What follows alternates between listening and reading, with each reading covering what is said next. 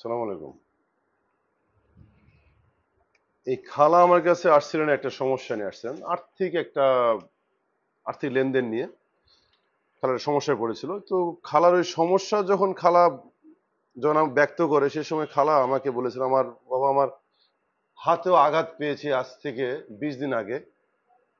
আমার হাতের এই অবস্থা, এখন চিকিৎসা করতে পারতেছি না। খালা হাতটা দেখান, এই যে খালার হাতে এই অবস্থা, মানে এখানে কিন্তু হাতটা সরে গিয়েছে। তারপর হ্যাঁ, আচ্ছা হাত নামান। আমি তো খালাকে বললাম যে আপনি চিকিৎসা করেন। তো খালা বলছে, বাবা আমার তো টাকা পয়সা নেই। আমি বলছি, আপনি সদরে যান, সদরে তো ফ্রি চিকিৎসা দিবে। আমাদের একটা ছোট ভাই, হাটনগার ছোট ভাই, যার নাম না বলে না, হায়াত, আমাদের সদর চাকরি করে, অত্যন্ত হেল্পফুল। মানে সে মানে অনেক পরোপকারী ছিলেন।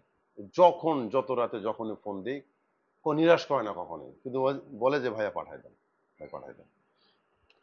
তো আমি খালাকে বললাম যে হায়াতের নাম্বার দিলাম। খালা সেখানে হায়াতের সঙ্গে যোগাযোগ করে হায়াত অ্যাডমিট করলো, অ্যাডমিট করে এক্স রে করিয়ে দিল এবং খালাকে বললো যে কালকে যেতে না, কালকে অ্যাডমিট থাকলে, এবং বললো যে এখানে হাড়টা সরে গেছে।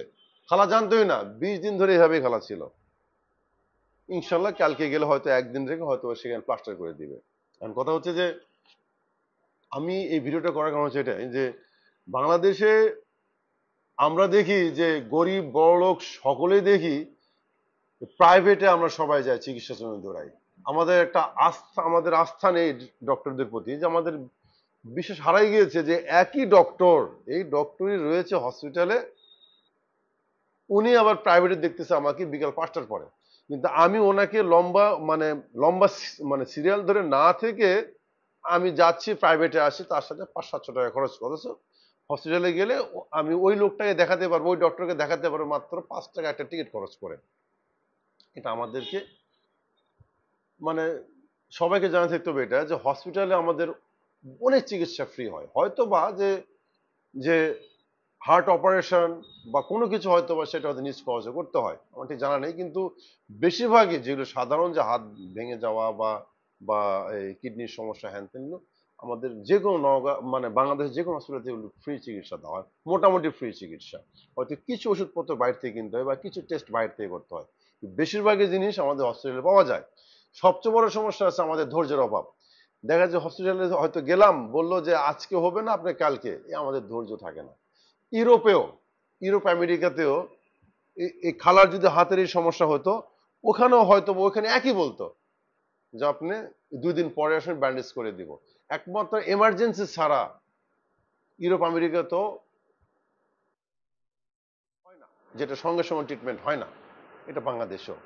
তাই আমাদের সবার উচিত, বিশেষ করে যারা আমরা একটু আর্থিকভাবে একটু দুর্বল, যে আমাদের একটু ধৈর্য সহকারে যদি একটু হসপিটালে যাই, তাহলে আমাদের কিন্তু অনেক খরচ বেঁচে যাবে।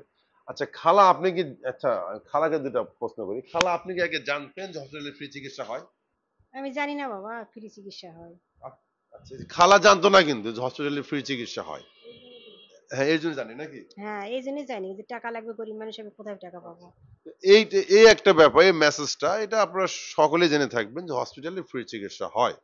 কিছু হয়তো বা কিছু খরচ যেতে পারে, টুকটাক কিছু খরচ, কিন্তু প্রাইভেটে যদি আপনার খরচ 100 টাকা, সেখানে হসপিটালে গেলে আপনার মানে 40 টাকায় কাজ হয়ে যাবে আপনার।